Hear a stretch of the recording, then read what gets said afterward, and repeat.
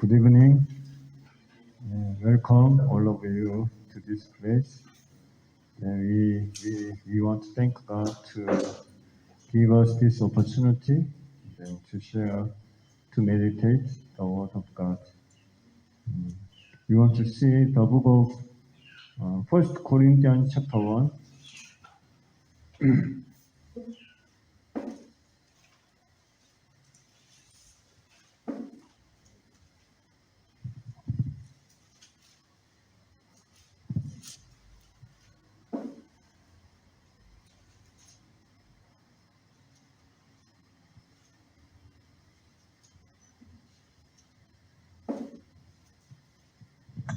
First Corinthians chapter 1 from verse 26 to 31.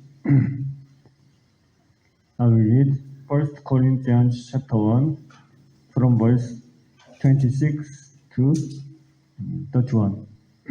I will read. Brothers and sisters, think about what you were when you were called.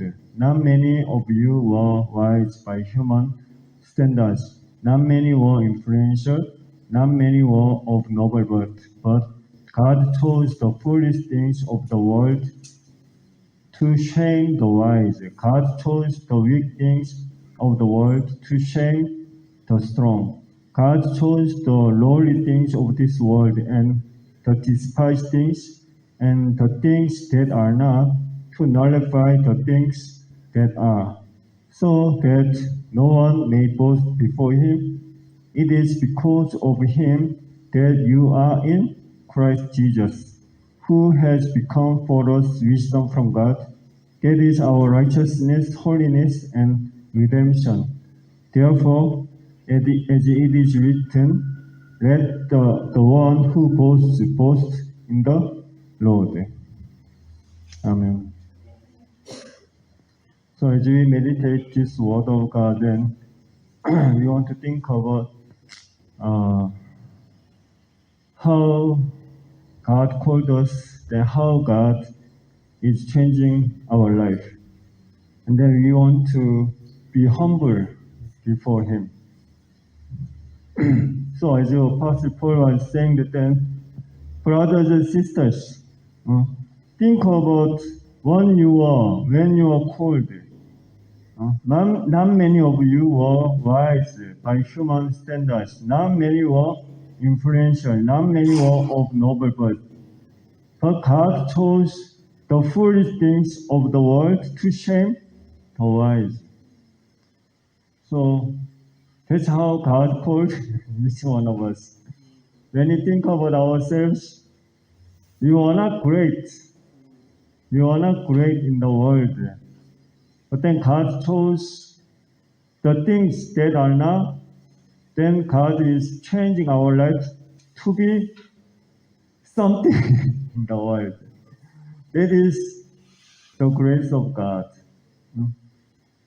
And then that's how maybe God also want to reveal His glory through our life of faith. So verse 30 is important.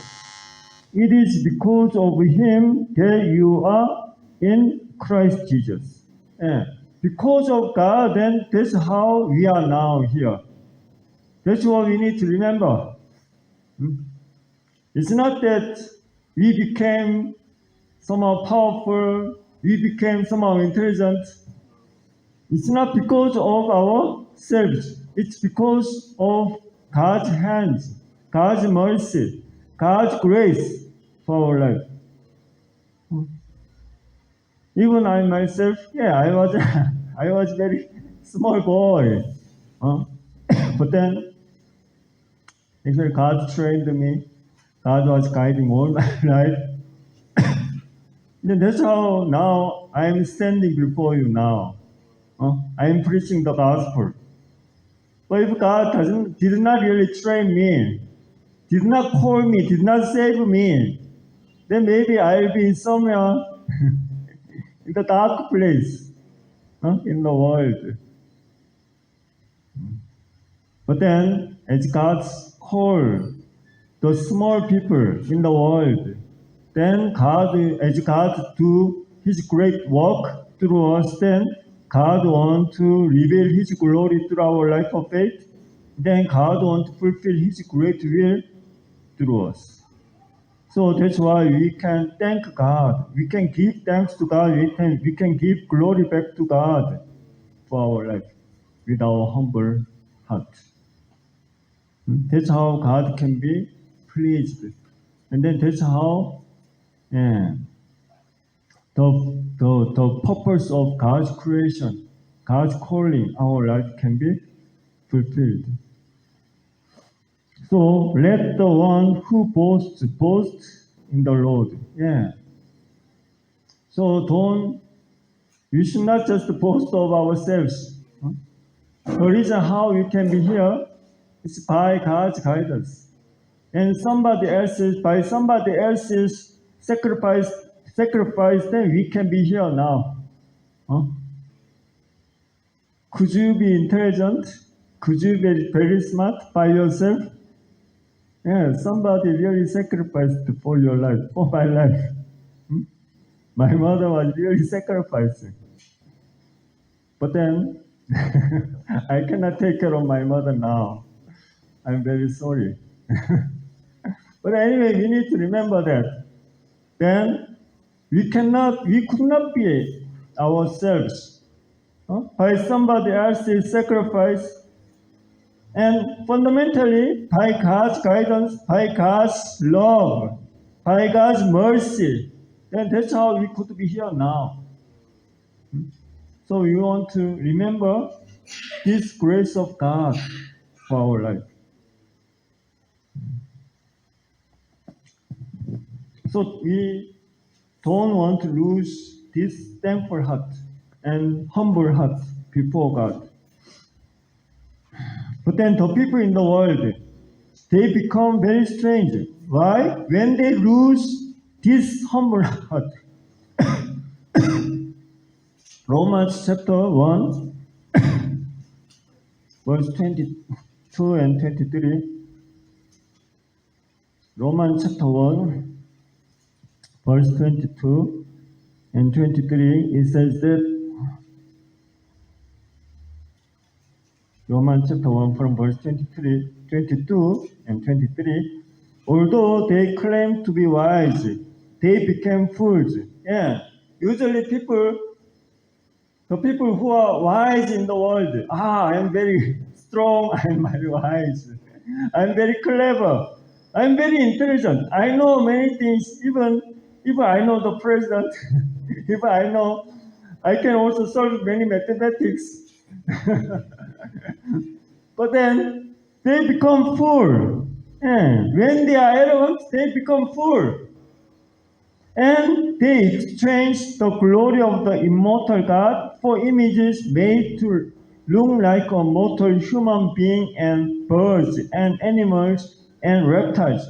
And then people become strange. As they refuse to worship God, then they start to worship something else. Strange things in the world.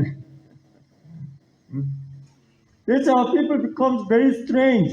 As they are refusing to listen to the true word of God. Then they start to live very strange life. For example, when they refuse to accept the natural relationship as male and female, but then, when they refuse to have the natural relationship, then how are they becoming? They are becoming very strange. Men and women, women and women. Does it make sense actually? Those things are not even happening among the animals. Even the animals, they know the natural law. But the humankind, as they rejecting the truth, then their life becomes very strange actually. So we need to know it. As we don't live with love, as we start to live with hatred, then our life becomes so strange. So strange. We can be in the darkness. Instead of the day nowadays, the day is so bright. But then many people are living in the darkness. Confusion. Many people are living in the confusion. Why? They don't want to listen to the truth. They don't want to know the truth. That's why they cannot come out from that dark life. So that's why we need to be humble before God, and then we need to try to listen to the true word of God. Try to learn the true word of God. Then we can come out. We can come out from the cave. We can come out from the cave. We can come out from that deep well. Deep well. Many people are living inside of the well, looking at the sky, of their sky. That is the world. Looking at that small sky. But they need to, when they come out from the well, the deep well, then they can realize that, the world is so big. They can realize when they come out from the well. Many people need to come out, revive, come out, hatch out from the egg. Resurrection in God. So then we will see the new world in God. The bright, big world, amazing world in God. But then I want to ask you a question then. Did God just want to call the weak people and foolish, the low level people in the world only? And how about then the high level people or somehow intelligent guys? Didn't God want to save them? I want to ask this question. The Bible says that then, how did the Bible say? First Corinthians chapter 1. God refused. Anyway, God called the weak things in the world. But then did God just intentionally call only the weak things or foolish things intentionally? Did God just want to call those foolish or low-level people in the world? Then how about the high-level people? Are they supposed to perish with their sinful life? Was it the will of God? Was it the plan of God for their life? Noble people in the world? It does not, right? Yeah, we cannot agree. We cannot think that way. God loves all the people in the world. God wants to also save all the people in the world. Then what happened with that? So that's how the Bible is recorded. Then God called the foolish things. What happened then? God tried to even call all the people, high-level people, low-level people. But the high-level people, they were rejecting to follow Jesus with their arrogance. Matthew chapter 23.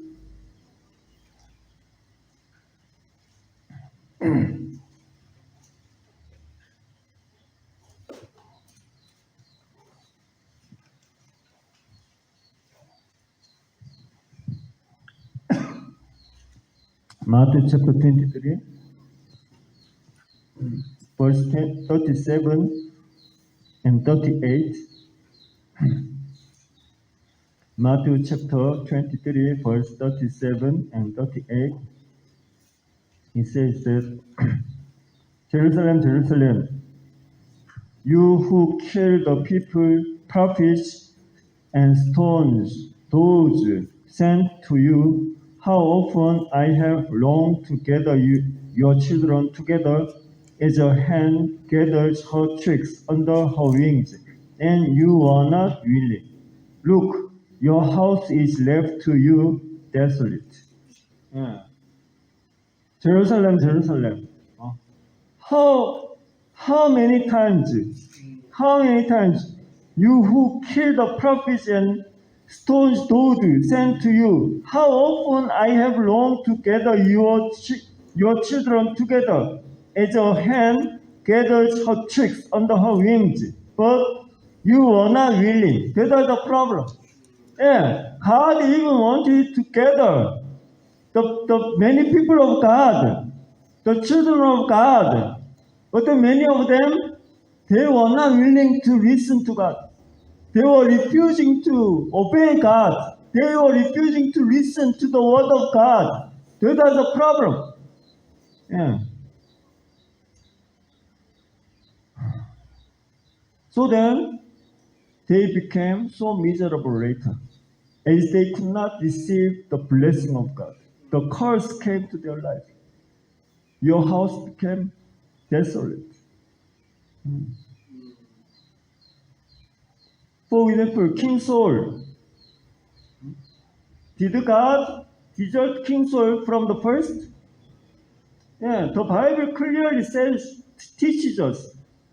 King Saul deserted God, disobeyed God 2 times. So as you rejected God, as you disobeyed God, then God also refused. God is also refusing you. So we also need to think about it well. We become so miserable. But usually, the reason of that is usually it's from our unfaithful or arrogant life. For example, look at the life of prodigal son. Did the father want his prodigal son, the second son, live very miserably? Was it the father's will from the first? Father's will was not that. Father's will was his son, all of his son, to live well, enjoying the life in the world. But then, as prodigal son, as he left the father's house, then his life became just miserable. As he was living his own desire, wasting, huh? wasting, reckless life, sinful life. Then his life became so miserable by himself. But then, how could he be recovered? By his father's mercy, love. His father was waiting for him with bare feet. His father was waiting for him. Because of this love of his father, then he could be recovered. It's talking about the love of God for this world, for the sinners in this world. So, we need to know that. We want to realize it. God want to save the world. God wants to save many people in the world. But as they refuse to God's calling, then usually they become miserable. But then when they accept the God's calling, when they start to obey God's guidance, then their life can be different from tomorrow. Yeah. But it's not that because you are worthy, even though you are not worthy, but God wants to accept us. So by this mercy of God, forgiveness of God, we can be here. You want to remember this. Another one, Luke chapter 7, verse 30.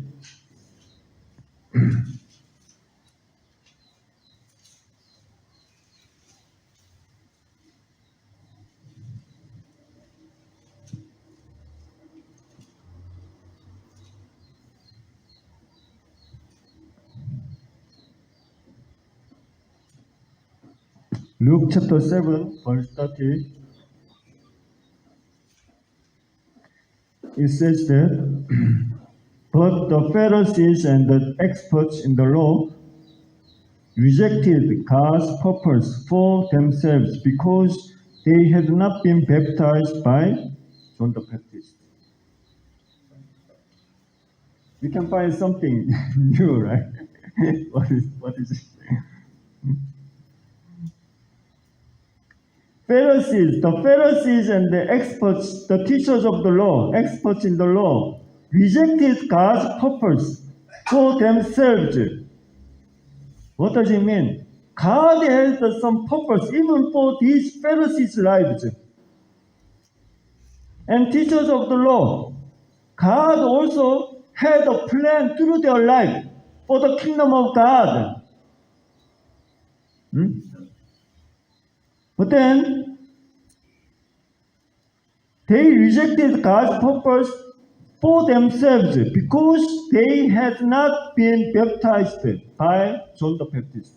They did not believe in John the Baptist. While other low-level people believed in John the Baptist, they were baptized by the John the Baptist.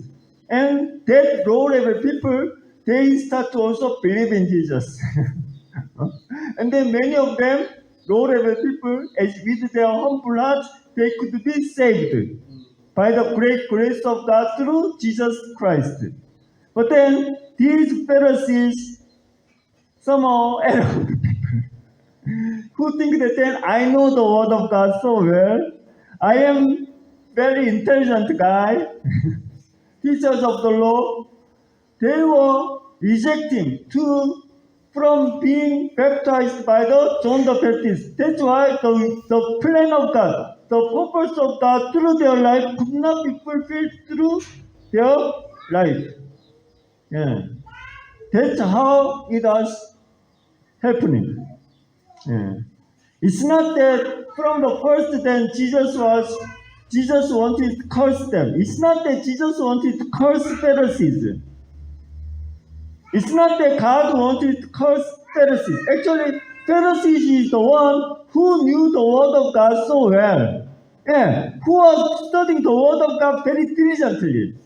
Pharisees are those who had a passion with the word of God. But then, as they were arrogant, then they did not want to believe in Jesus, who were very low level. Jesus was in the low level. He was very low level person, a carpenter's, a carpenter, a carpenter's son. You know carpenter? Yeah, Jesus was just the son of a carpenter from small village Nazareth. How come a big leadership can come out from that small town Nazareth? Yeah, people are saying that. Huh? For example, how come a big person can come out from Busia? How can come out a big person from small town like Mugiri? Huh? That kind of environment. Jesus was from that small town. Even though he was born in Bethlehem, but he was usually growing in at Nazareth. Nobody was recognizing him. Even Jesus was not educated from the highest scholar in the world. Jesus wasn't educated. That's why nobody could recognize him. But then the people who don't have any hope for their life, who are just humble, then they could, as they were listening to Jesus, they started to believe in Jesus. But then who was somehow high in the world, they were somehow difficult to believe in Jesus with their high levels eyes.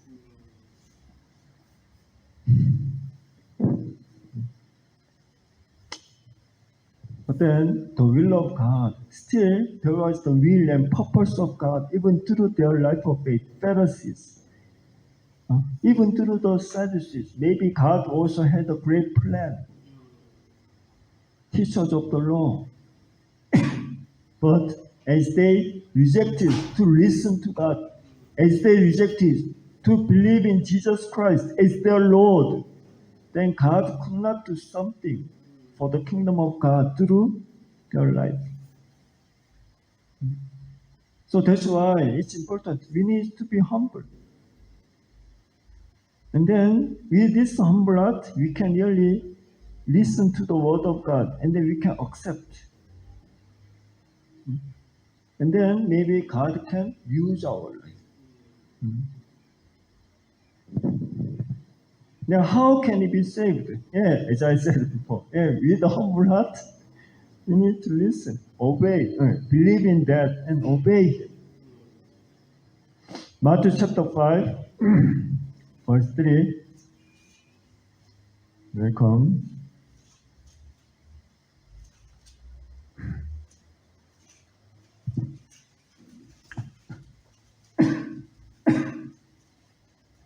Matthew chapter 5, verse 3. I will read. Matthew chapter 5, verse 3. Blessed are the poor in spirit, for theirs is the kingdom of heaven. Yeah. Who are blessed? Blessed are the poor in spirit.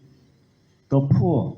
But not just the poor physically, yeah, poor in spirit, humble people.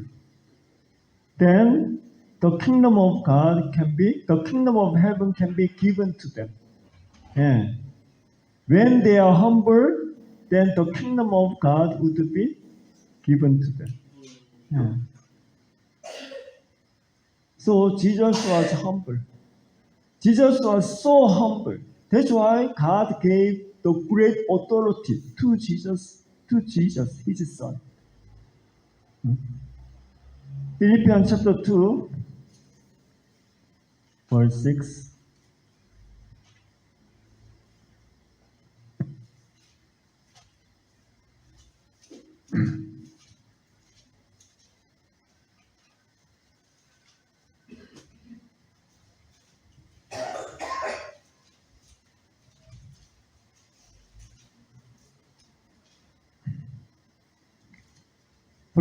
Philippians chapter 2, from verse 6.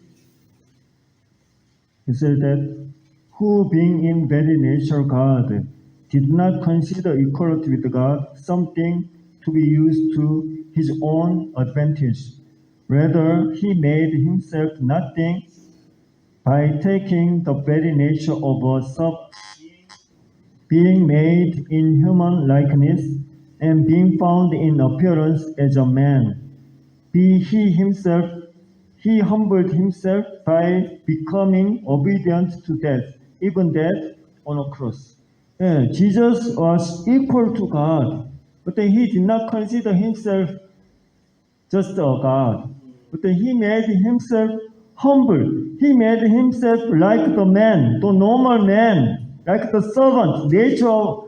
So then he made in human likeness. And then that's how he really humbled himself. Suppose that God made this world, then he came down to this world to be like the man. If you make something, then even though you really love that one which you made, can you be like him? Can you go down like him? Small. It can be difficult, right?